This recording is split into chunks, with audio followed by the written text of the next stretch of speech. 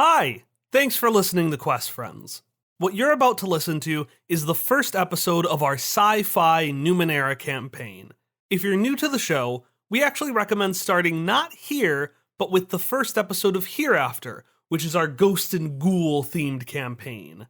That episode is titled 1, An Oasis of Ghosts. That being said, if you still want to listen to this episode, let me be the first to welcome you to a world 1 billion years in the future.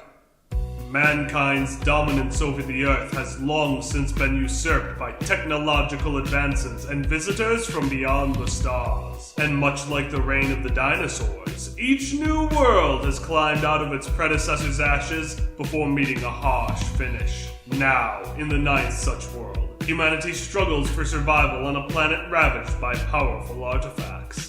Will the heroes learn to master the magic of the past, or will they unleash horrors unbound by natural reality? Find out on a journey with your Quest Friends.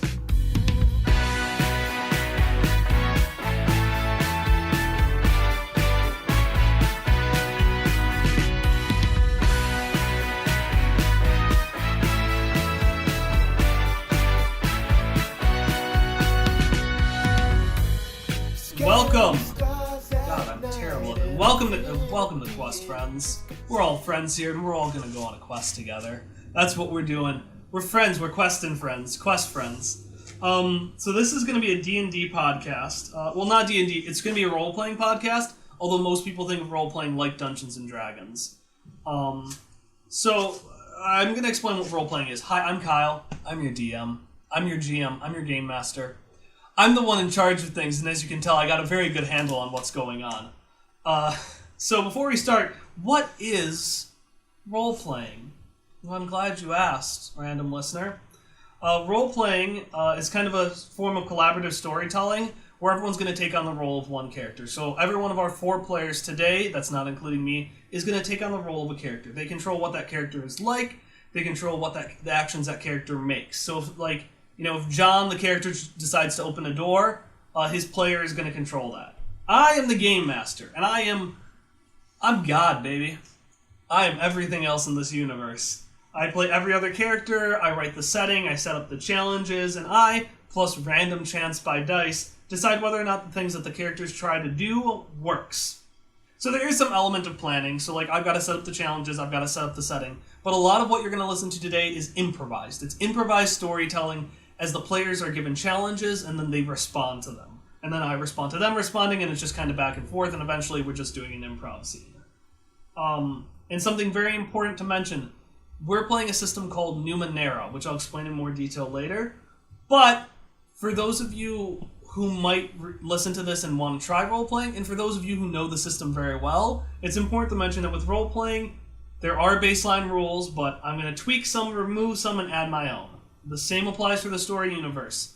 So if you comment, hey, you didn't listen to that rule, I know I didn't, and I chose not to, and the rule book says that's okay.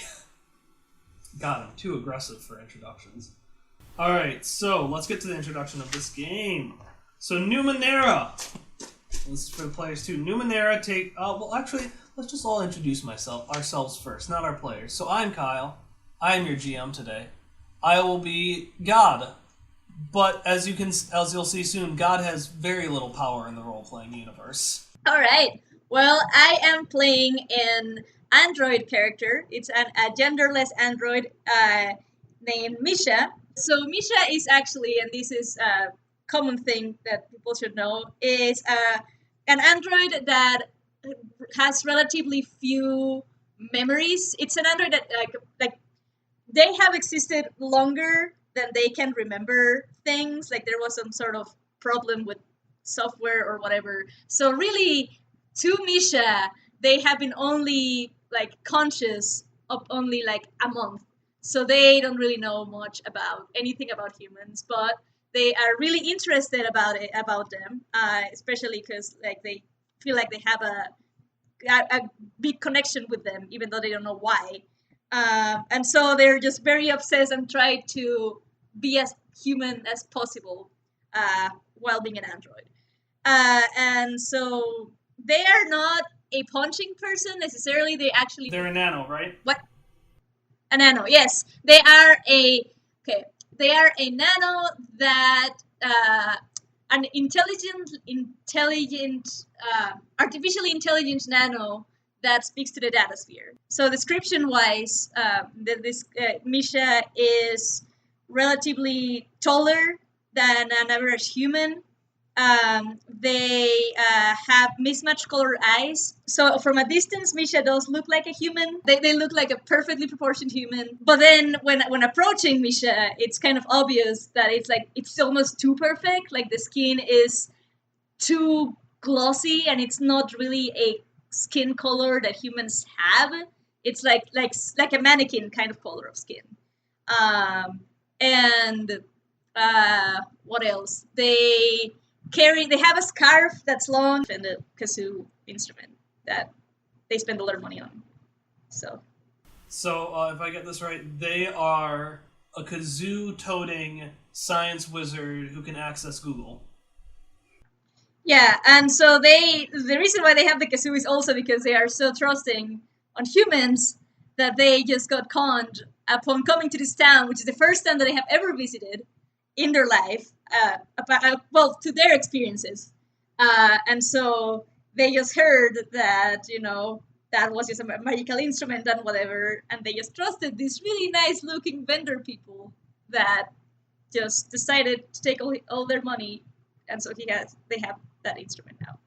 Alright, Hallie, who are you playing today?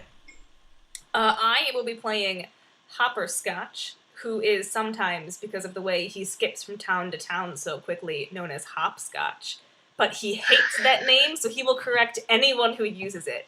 Hopperscotch is basically if Ben Wyatt from Parks and Recreation was cosplaying Jim Hopper from Stranger Things. He is a vigilante, and he's not afraid to throw down and throw a few punches, and he can be a badass. But mostly he's a vigilante of the accounting nature, and he tries to help towns with, their financial and bureaucratic problems. He's a real good guy. His actual build is an honorable Jack who metes out justice, so he's just trying to do his best day by day. He has a shield. He wears a shield kind of like a backpack, like it's got a strap on it, and then just whips it off when he needs a shield. And then also he wears a dusty leather jacket and a Stetson, but the leather jacket has a front right pocket, and in the front right pocket is a calculator-looking object. Hopper is also a history nerd, but no one appreciates history in the Ninth World, so he's never found anyone who shares that particular passion of his, and it makes him sad. And what is a jack? Oh, I'm sorry. A jack is like a rogue. It's the rough equivalent of a rogue. They're good at a lot of things. They aren't amazing at any one thing, but they have an even, jack of all trades is basically what they are. Alright, how about you, Tom? I am playing Shock, who is a Bazian nano who talks to machines. Shock was raised in a distant location called the Wheel of Baz, which is a haven for various types of intelligent machines. He was allegedly found as a baby out in the wastes and taken back there, Jungle Book style. And so he has been raised among machines all his life, with no other human contact, and has only recently, within the last year, decided to go out into the world, salvaging and learning more about his human origins. He's been traveling for some time to reach the Steadfast. Notably, he's very thin and has dirty blonde hair that looks a little bit matted, like he hasn't been able to wash it for a few days. And he wears a dirty blue robe tied with a blue cord at his waist, and pretty heavily stained down by the feet. And he carries a clear glass staff, which at the top begins to split off into what looks like little branches from a dead bush, but still made of glass. And in general, he's just a science wizard who can telepathically communicate with machines and doesn't get people. Awesome. And then Emily, you're the last person. So Ellie is a very small old lady. She's a glaive. So she's like a warrior type character. She has a folding chair strapped across her back that she fights with. It's made of the same... It's reinforced by the same material that she actually has in her bones. Her focus is fuses flesh and steel.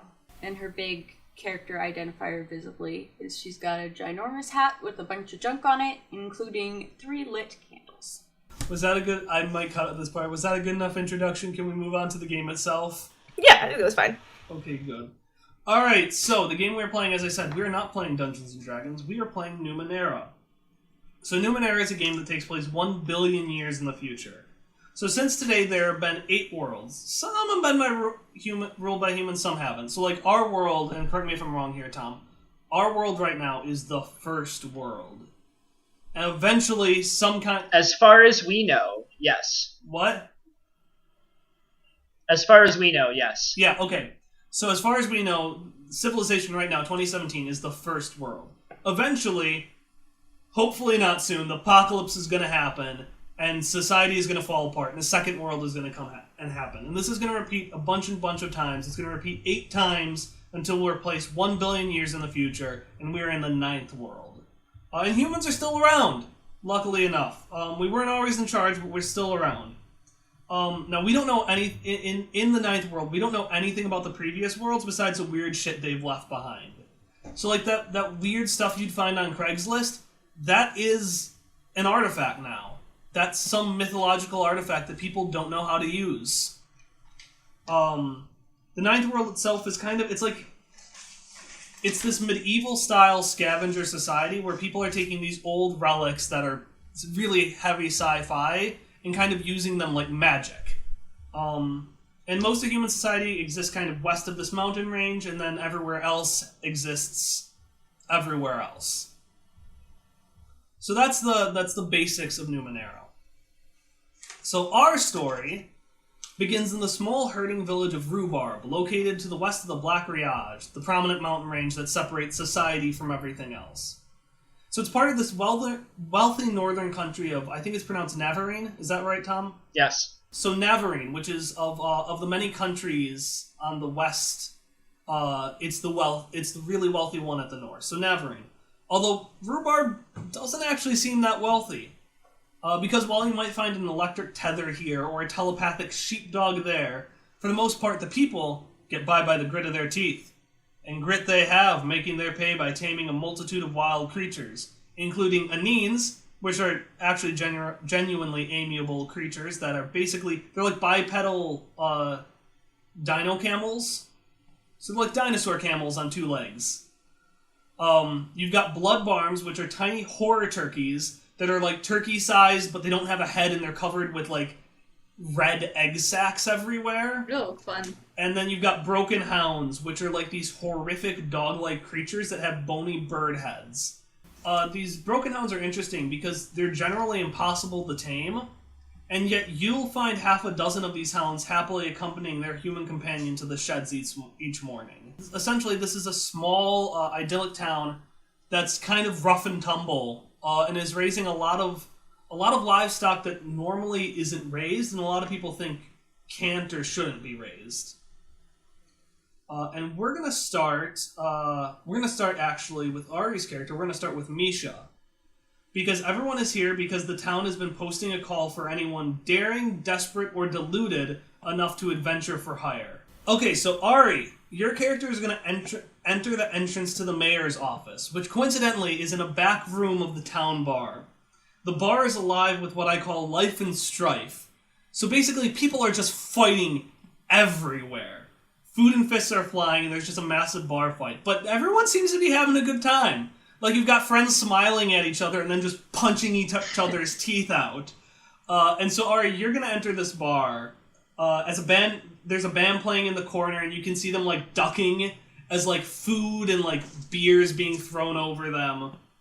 And you can see across the entrance. So you registered, but you gotta say you're here. And across the entrance at the bar, you see this pleasant woman just kind of casually washing dishes and not paying attention to anything. Okay. Alright. So Misha is just gonna enter to the bar. And it's going to going to stand and look around, being a little bit puzzled, but at the same time, just like taking it all in. And then it's going to approach the. Is there any sort of like bartender person? Yeah, that's that really nice old lady. Is that the woman? Yeah, that really nice Okay, lady that's so- washing dishes. She's the bartender. Alright, she sees you come over and she says, "Well, hello there, dear. How are you doing today?" I'm going to be like, oh, why? Hello there, unidentified bartender.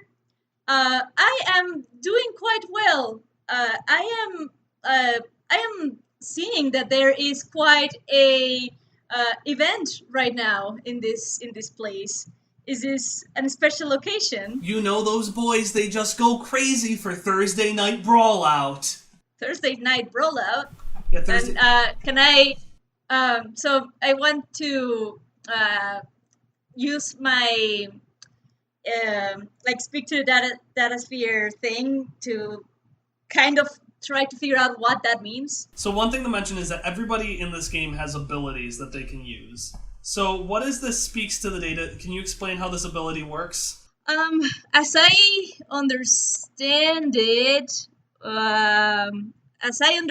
it, I know it's a way that it's kind of like Googling for something on. So like my character has the ability that are kind of connected to these like Numenera entity called the data sphere, and correct me if I'm wrong, Tom or Kyle. The data sphere and is essentially, imagine if the internet was the atmosphere. That's the data sphere. yes, right. And so Misha kind of can not communicate with it, but can have access to it more easily to like look for information. You can do that And so- once a day, right? I think so. Okay. Yes. All right. So I'm gonna spend it on trying to figure out what Thursday night roll is. Do you have to roll for that, or can you just do it? Shit. Oh, while Ari looks that up, I'm going to explain how rolling works. So, as you can see, Ari's character, Misha, is trying to do something right now. And characters can decide to do whatever they want, but that does not mean it's going to work. So what essentially happens is some things work automatically, some things you have to roll for. So that's what Ari's checking right now to see whether or not she has to roll for it. But if a character has to roll, essentially they take a dice with 20 sides and they roll it. And higher numbers mean that they're more likely to succeed. But if they don't reach a certain number, so let's say they have to roll a 15 to succeed, if they roll a 12, they just fail. And if they roll a 1, they fail in a spectacular way. But a nice compromise to that is if they roll a 20, they automatically succeed, and they succeed in a spectacular way. So that's a critical fail and a critical success. The rules won't say whether or not you have to roll. It's basically up to you whether or not you want to require a roll for it. Okay. Well, in that case, this is a pretty simple question. So you're gonna ask the data sphere. All right. What are? Yeah. I know the data sphere doesn't actually look like the internet, but to keep this Google comparison going, what are you typing into the data sphere? What are your keywords? I want to say normal human traditions on Thursday night rolls. It's gonna be. All right. So you look deep into the data sphere, and you find that brawls are things that usually enemies do. Like it's usually a type of fight. You also find there was some sort of like digital. You get the sense that way back in one of the previous worlds there was also like some sort of like digital versions of this, but they had like plumbers and a lot like this they had like plumbers and miners and like everyday workers a couple of anthropomorphic animals as well. So that's what the data sphere tells you about brawls. It's usually something enemies have done, but there was some sort of electronic entertainment that was related to friends. The keyword Thursday doesn't seem to ring a bell to it at all. Huh, interesting. Going to be like, oh, what? This is going to look confused. Misha's going to look confused at the bartender and be like, huh, it's interesting. Are people having an actual fight on Thursdays? Do our common enemy comes on Thursdays to have a brawl in this place? Well, you must be new here, darling. No, we don't have any enemies here besides the bureaucracy. No, we just like to have a good old time and let out our aggression, because, these boys and these women, they have a tough time of life. Well, what are you here for? You don't seem to be here for the Thursday night brawl. I certainly am not. I had not heard of this tradition at all.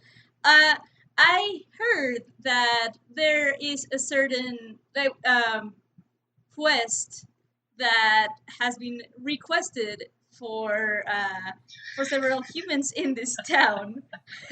Yes, we do. We certainly have a quest, and oh look, it looks like we're waiting for one more person.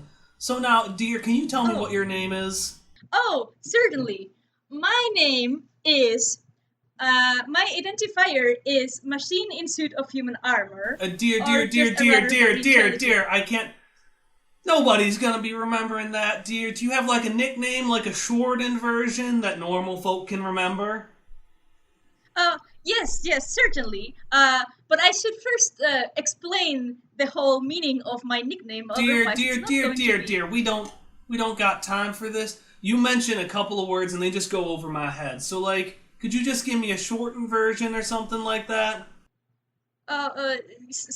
Certainly, yeah. You can shorten my long nomenclature as Misha Jarvis, at your service. She's gonna look, and she looks down, and you can see her tapping on the first letter of every word of the name written there. And then she says, "Nah, it even's got that. It even has the 'at your service' there at the end. Well, thank you so much, Misha. I'll get you seen soon." And she goes over to the door to the mayor's office and just turns around. And she says, "Hey, everyone, pop down for a moment." And the room just gets quiet. And she says, "All right. Now, what I'm going to need is everyone who signed up for the mayor's quest." She opens the door. "You can come right back through here, and she'll see you shortly. Everyone else can continue." And you see everyone run back into a bar fight. And so, Misha, you see this door open, and you're going to walk in. But joining you, you see a couple of people stand up and join you. You see a young man who's been awkwardly sitting in the corner, like one of those corner tables, just trying really, really hard not to get involved in this fight. So you see him, he's like 19 years, he joins you. You see an elderly woman who is knee-deep in the fighting. You see her just like kind of roll up her wrists and wipe off some of the blood. We don't know if it's hers or somebody else's, and she walks into the room. And then finally you see a groggy man who has fallen asleep at a table, his face into a half-eaten calzoon. Calzoons being the ninth world equivalent of a calzone. You see him look up, kind of sloppily wipe some of the cheese and tomato off of his face, and walk into the room. So that's the rest of the party. And so now you're going to enter, the party as a whole, you're entering a well-kept office. It's a pretty simple office. You see this kind of like, what looks like a stool that's covered in a blanket, and then you see just a normal desk. And in front of the desk, you see Mayor Sue Strongarm. So Mayor Sue Strongarm is this large, burly woman wearing, like, farming mining overalls and then, like, a working shirt underneath it. Some of her clothing is ripped, which you can tell is clearly from the fighting, but it seems less like someone ripped it while they were fighting, and more just that her poor clothes couldn't take the stress of her muscles going full force. Because she is a ripped woman. Like, Strongarm is not a misnomer. And so as you enter, you can see her writing a note to this bloodied man, who's just standing in front of her. And she's just looking to him and she says, "Well, I'm really sorry, David. I know I went a bit too strong on you.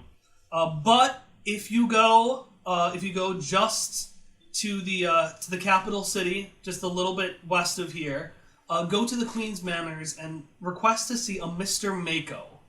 Mr. Mako is a good friend of mine and the best medic I can see, and he's currently working for Queen Armalu in Charmande. Just go there, show them this logo, and you'll be perfectly fine. And you can see her right on like a napkin, a logo that looks like there's an M, and then there's a second M that's kind of stretched out beneath it, with its top points touching the bottom points, and it kind of looks like there's an M, and the other one is like one of those long vaudevillian mustaches at the bottom of the other one. Does that make sense, Okay. what I'm describing? Yes, I think. Okay. So it's an M, and the other one kind of looks like a mustache beneath it, like super long and stretched looks like out. Batman's coat. Looks like a tall hat. And that's for Mr. Mako. And so she shuffles the Bloody Man off. It is not Wario and Waluigi. It is not Damn their it. mustaches. It is for Mr. Mako, thank you very much. And so Sue comes you over and she's like, "Oh, you all must be our questers. You must be the ones who responded to our post. Well, I'm really glad we're having a bit of difficulty here. But I appreciate you taking the time." She kind of leans back against her desk, is like, but please don't. I know I'm talking a little bit too much. Would you mind just introducing yourselves first so we can get an idea of who you are? I just think it's important to kind of establish bonds of acquaintanceship before we go on a quest. So at least we're quest acquaintances, So Misha's going to jump right into it. It's going to be like, "Oh, certainly. I want to," but then Misha's going to look at at the sleeping guy on the table. I'm going to be like, "Well, I do believe that in order to have acquaintances, everybody needs to be awake in order to see these acquaintances. And I do believe that not everybody is in this position right now." Hopper has been kind of rubbing his hand on the side of his jacket to double check that he doesn't have food in his hands, because when he heard acquaintance, he was immediately going to be prepared to shake people's hands. But he doesn't. He's still kind of tired, so he doesn't notice the slight right away. So he's just going to turn from his hand and then look at Misha and say, "What?" He's like, "Oh, excellent. Sorry, I believe that you were not awake at the moment. Was Thursday Brawl too harsh on you?" No, I'm sorry. It's been a long day. Look, hopperscotch, and then he extends his hand. Misha's going to look. Shock is going to awkwardly reach in and also try to do a three-way handshake. And then Misha's in just going response to that, actively. in response to that, he's going to move his hand more into a handshake just with Zoc and be like, "Hopperscotch," and reintroduce himself. My name is Shock, and I am a great wizard and also very, very dangerous and foolhardy, as was requested in our job request. Yes, Well, I'm very qualified. I mean, that was Sue's gonna look at you. Well, dear, that was more just to scare away anyone who might have their own selfish means. If you've got a good heart, I think you'll be great. So I guess I don't have any means, and I have a great heart. Hopper's going to withdraw his hand from Zoc now. And then give it back to Misha, because I'm not sure if we ever shook hands, and Hop doesn't want to accidentally be rude. she's gonna. Alright, Sue's just gonna kind of stare at you all a little bit, and then she's gonna turn over to the elderly woman who hasn't been talking, and say, "Well, how about you, ma'am? I haven't, clearly these folks are well acquainted Strange. with each other." "Well, I think that's a little impolite to say, ma'am. I think these folks just, they're well acquainted, but I want to make sure you're acquainted too, so would you mind just telling us a little bit about yourself?"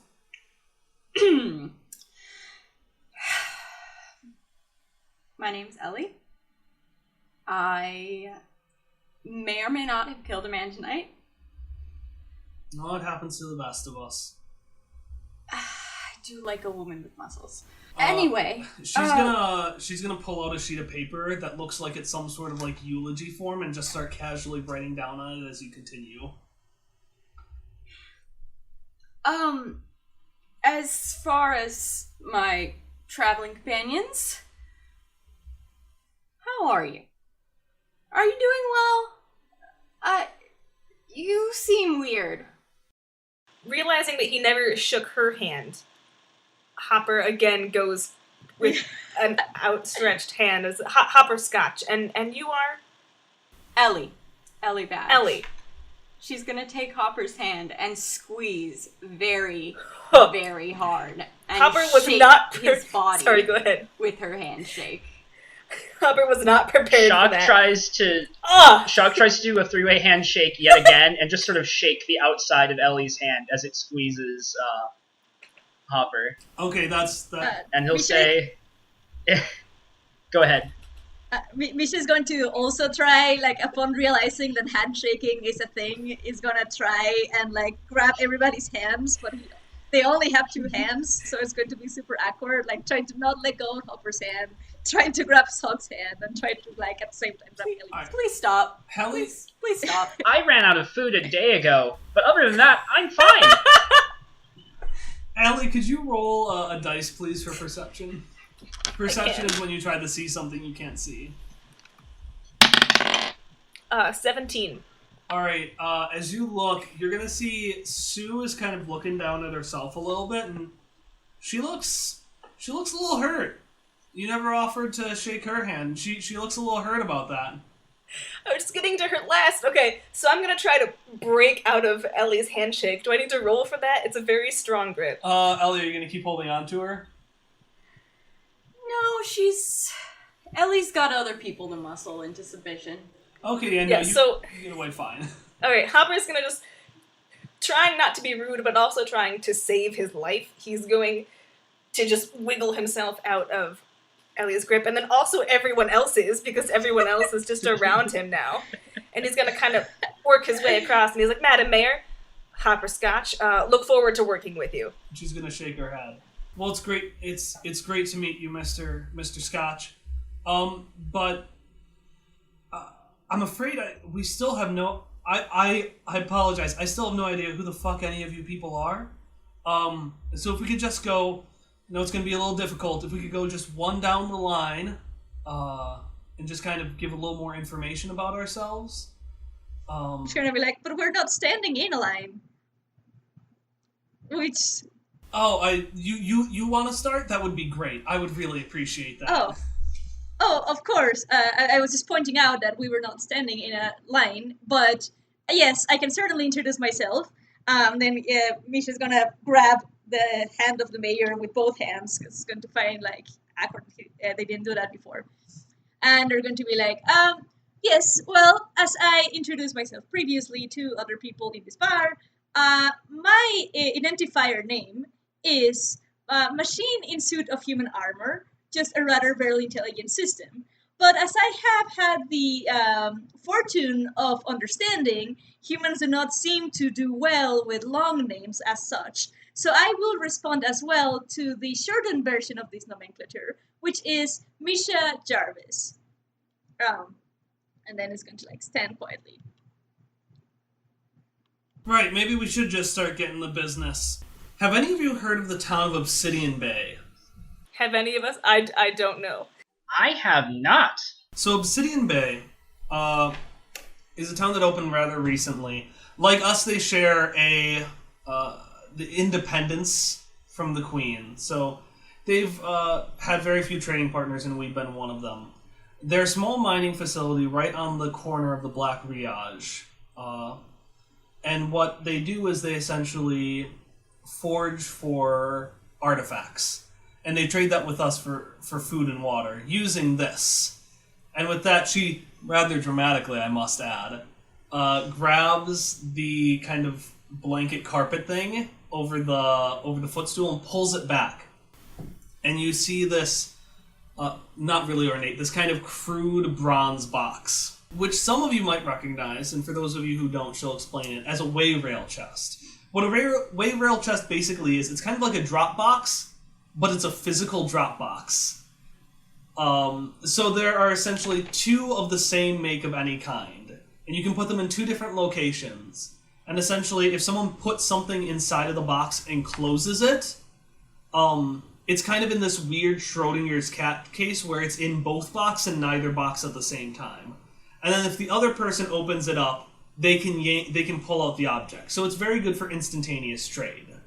She looks at all of you and says, so a couple of the boys, when they first moved into Obsidian Bay, just found a fuck ton of these, and this is what we've been using for trade with the town. It's a bit weird because at first it didn't work. We thought there were a couple of other ones. They got sent to random other chests. Sometimes food would come back rotten, or we'd send them, we'd send them a blood barm, and they'd end up with a broken hound. And well, that just doesn't work out for anyone.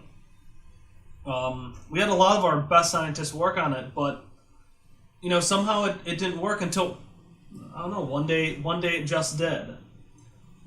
So we've been communicating a lot with Obsidian Bay for the past couple of years, but in the past 3 months, their shipments have just stopped. They don't get food and we don't get items from them. So, pretty soon after that, I sent one of my men, William Bill Turing. Not the smartest guy, but he makes a good deal. I sent him over to Obsidian Bay to figure out what's going on. I haven't heard from him since, and it's been a couple of weeks, and I mean, I don't like to catastrophize, but I'm getting pretty worried. So, the task for you guys is, as I said, we exaggerated, but it's really pretty simple. We just need you to go over to Obsidian Bay. It's about a day's hike east. Figure out, what happened to Bill, and if you can figure out why they haven't been trading with us lately, she leans over. You can actually get his share of the cut. A cut of what? A cut of his money, his pay, because yeah, he didn't do his job. No, but you could cut money.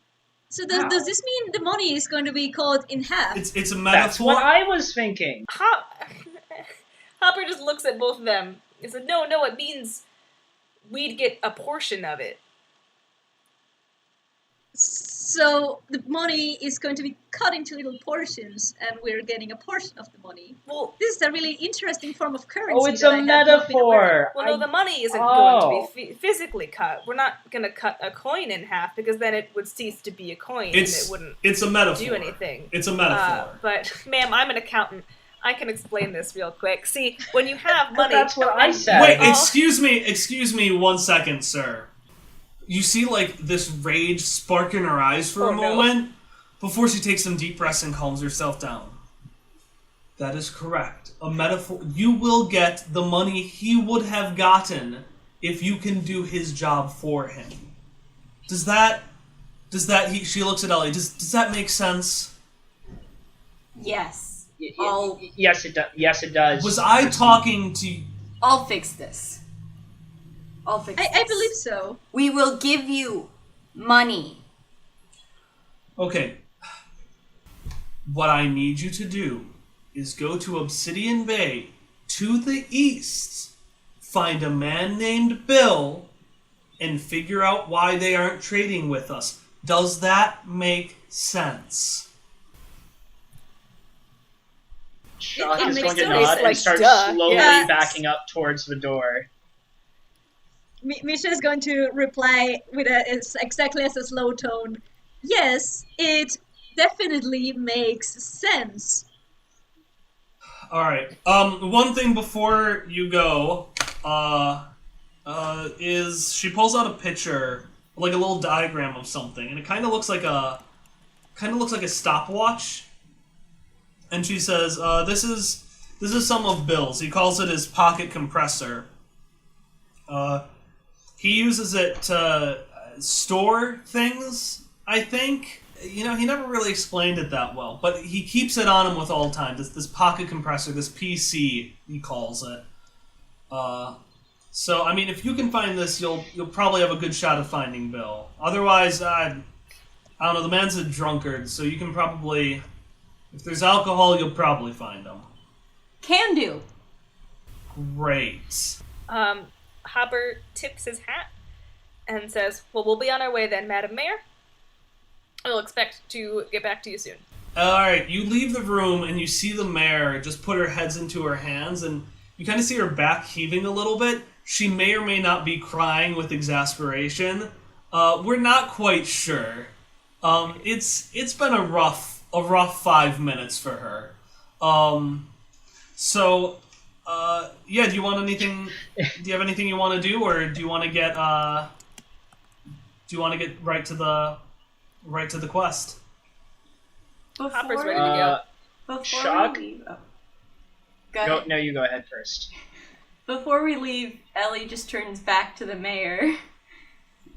You know, you could have just sent me. It probably would have been a better idea. Rude. Right.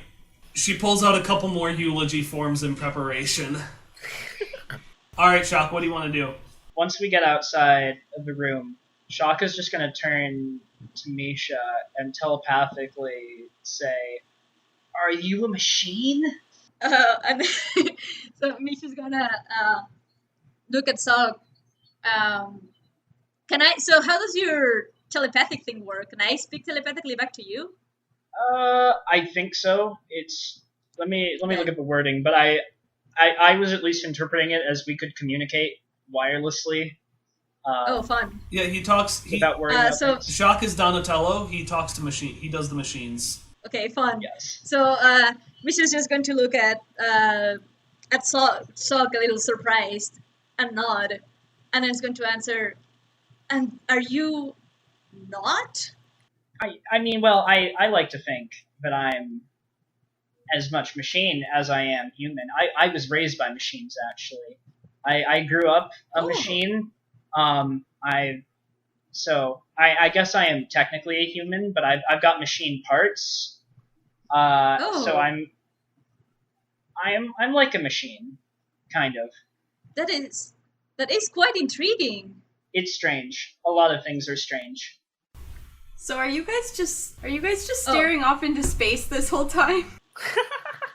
At each other, but Yeah, yes. none of you can hear a single word they're saying. No. You're just like staring there as they like do That's it. me! It looks like they're having a staring contest, and you two are just like there.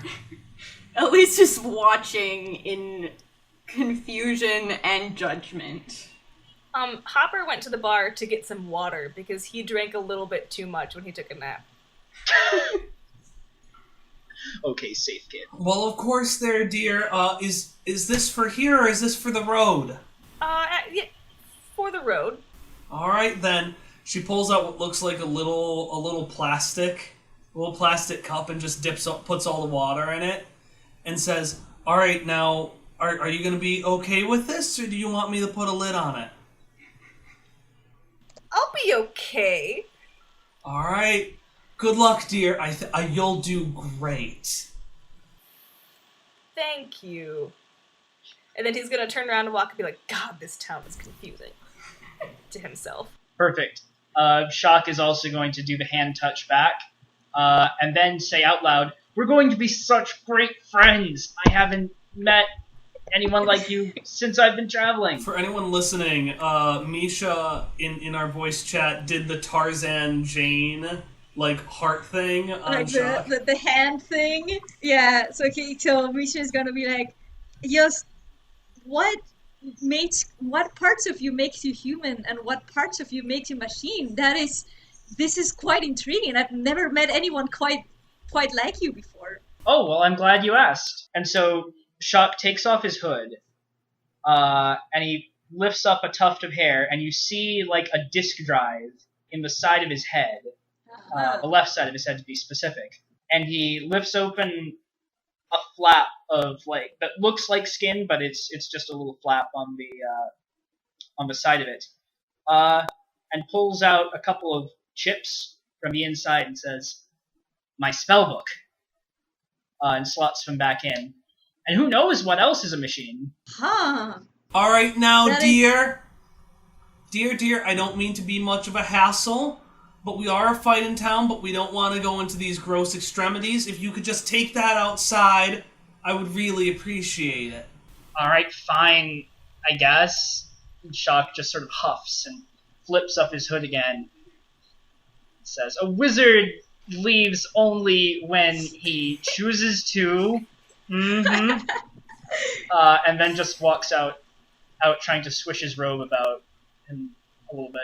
Alright, so you all very dramatically leave the bar. And are we gonna head straight for Obsidian Bay? Yes. Well, Hopper is. I don't have any money. No. Was there So I don't was there anything anyone wanted to do before then?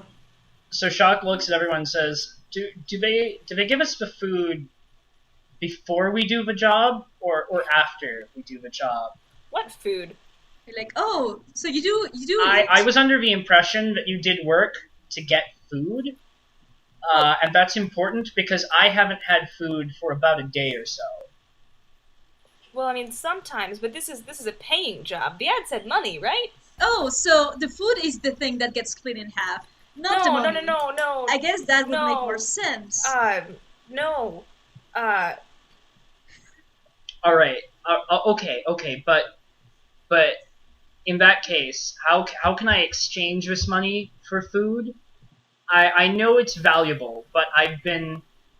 It's a long story. I haven't really had a chance to use shins before.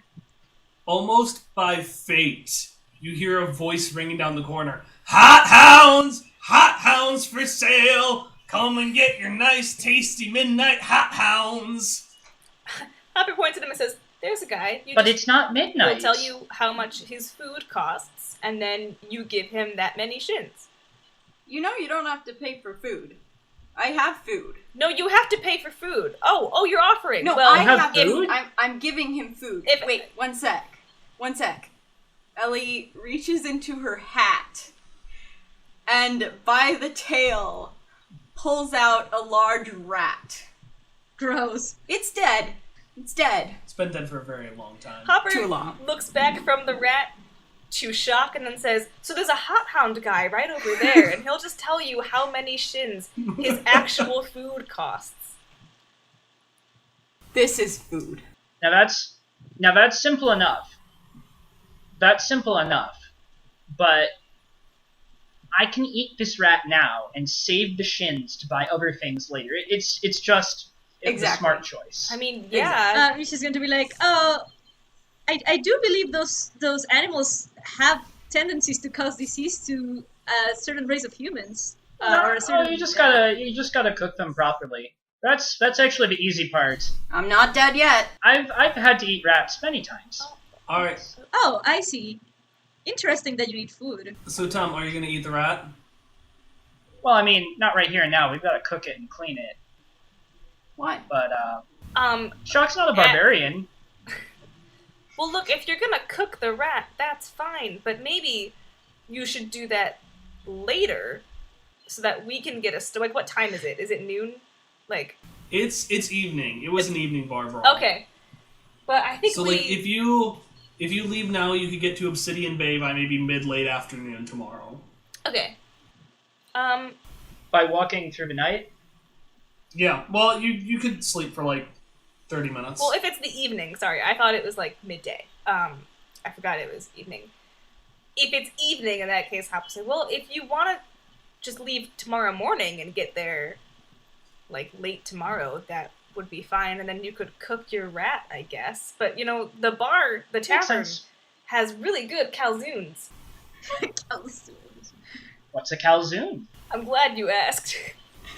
A calzoon is like dough, and then there's tomatoes and cheese, and they put a lot of meat in this one. And normally I don't eat that much meat, but like it's really good meat in here, and they're really filling and delicious. Not enough people appreciate them. Like I had to ask them here to make it special because it wasn't a normal menu item.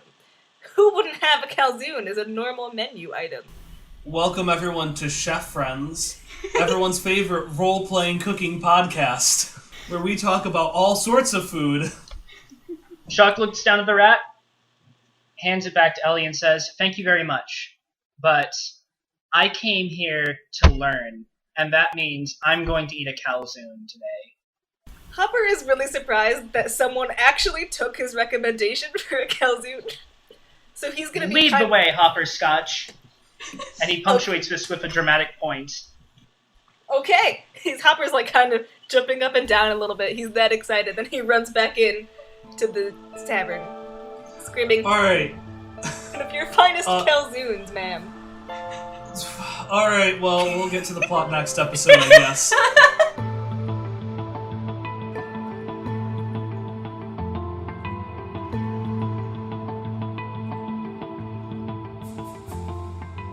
Hey everyone, it's me, Kyle, the GM, the guy you've been listening to for the past hour. Thank you so much for listening to the first episode of Quest Friends, a podcast that's going to come out every other Monday because I don't got the time to make more of these. The intro song for this podcast is Friends by Miracle of Sound, and the outro song is Hitoshio, also by Miracle of Sound. I'm really thankful of the fact that such a big content creator is so generous in the stuff he shares, so please, reward that by watching his stuff. Also reward yourself by listening to some dang good tunes. Speaking of rewarding dang good stuff, if you like this podcast, leave a comment, leave a like, post it on your blog, post it on your vlog, post it on your frog. We're really small. Currently, we don't have the money to do any sort of, advertising, so, a single person is going to make a big deal to us just from, like, an emotional, feeling good standpoint. But if you like what you listened to today, the really big thing is to just find a way to keep up with us, follow us on Podbean, follow us on iTunes, and we will see you again for our next episode on Monday, October 9th.